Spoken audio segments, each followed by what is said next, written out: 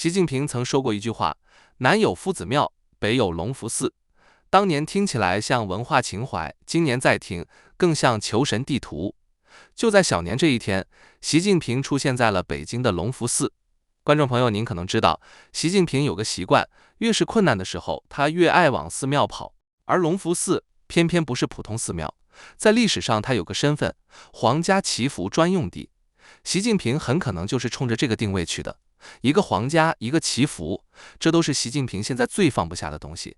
一个关乎权力正统，一个关乎命运保险。问题来了，隆福寺虽然曾是皇家福地，但却早已不是当年的隆福寺。这里的气运和风水早在中共的手里被拆碎、掏空、改造，甚至焚烧过。那是一次近乎天火的灵异大火。也就是说，习近平此行恐怕不是什么好兆头。他走进的已经不是福地，而是一个被烧尽气运的地方。特别是在赤马红羊年的特殊时刻，再添一把火，就像在干柴堆上点香求平安。这么不吉利的象征，您说这是祈福还是添火？这一步是不是预示着习近平将会遇到大劫？观众朋友好，这里是大时局，我是 Chris。在这里祝您马年大吉，马到成功。要理解这种不祥的意味，我们得回到隆福寺本身的命运。这座寺院始建于明景泰3年，至今差不多有600年历史了。它曾是京城东庙，与西边的护国寺遥相呼应。开始时是京城为一座喇嘛和尚同住的寺院，到了清代更成为香火鼎盛的喇嘛庙。也就是说，它本来是一块真正的风水宝地。直到共产党来了，隆福寺也逃不过被打砸抢的命运了。1949年之后，共产党开始拆庙、拆山门，赶走僧人，大殿变仓库，空地上搭起市场棚子。隆福寺从祈福之地变成了人民市场。接着到了文革所谓的破四旧，那不用问，好端端的隆福寺又被一顿砸，再大的寺庙也经不起共产党这么折腾。隆福寺还能剩下多少遗迹？1976年，隆福寺再遭厄运，中共又开始糟蹋寺庙里的宝贝。除了毗卢殿穹隆上的藻井，其他的殿内文物都被共产党毁掉了。1988年，最后一点残存建筑也被彻底拆光了。据说当时邓小平去买东西回来后，就跟北京市的陈锡同、张百发说，里面太乱，这样不行。张百发回来把市建委的主任都叫来，一拍桌子，上峰有令，拆呢。好家伙，这座近600年的隆福寺取而代之的是隆佛大厦，一座现代商业综合体，建立在被铲平的寺院地基上。中共本以为这下可以财源广进了，结果5年之后，拆寺院的恶果有了回响，一场轰动北京的灵异大火将这个隆福大厦烧了个一干二净。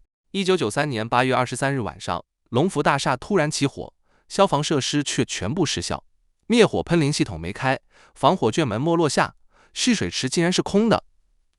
这一下火就着开了，来了80多辆消防车也没用。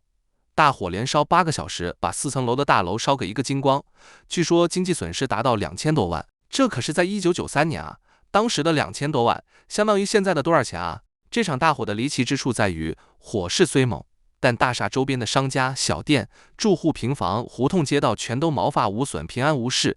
火像长了眼睛一样，不烧别的，专烧隆福大厦。事后老百姓都啧啧称奇，就觉得这是蹊跷。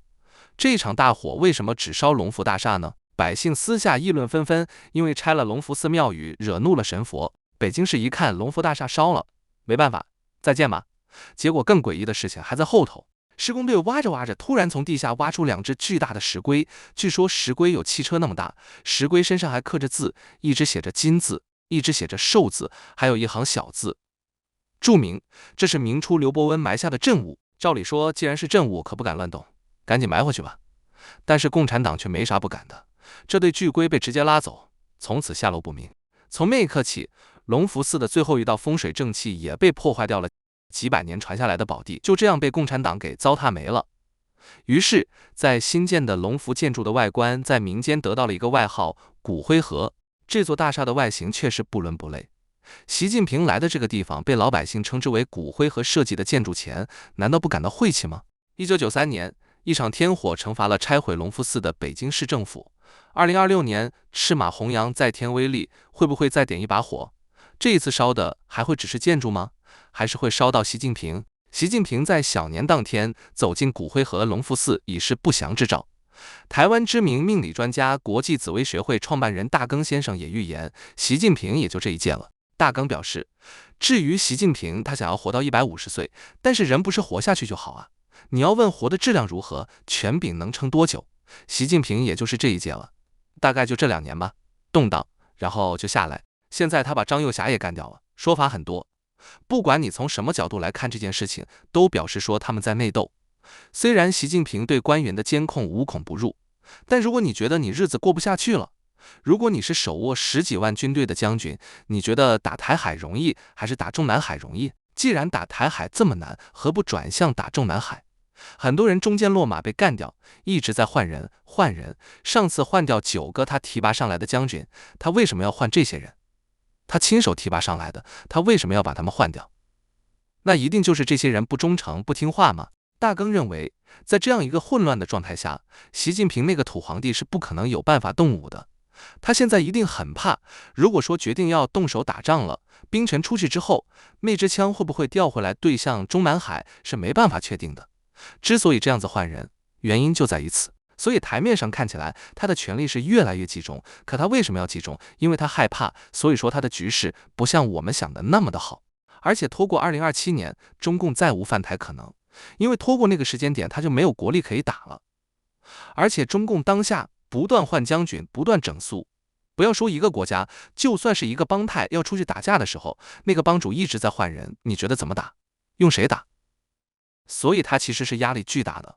正如大庚所说，习近平的日子确实不太好过，他可能连习家人马也保不住了。据官媒报道，2月12号在成都举行了四川军地领导迎春座谈会，出席的有四川省委书记王晓辉、省长施小林等高官。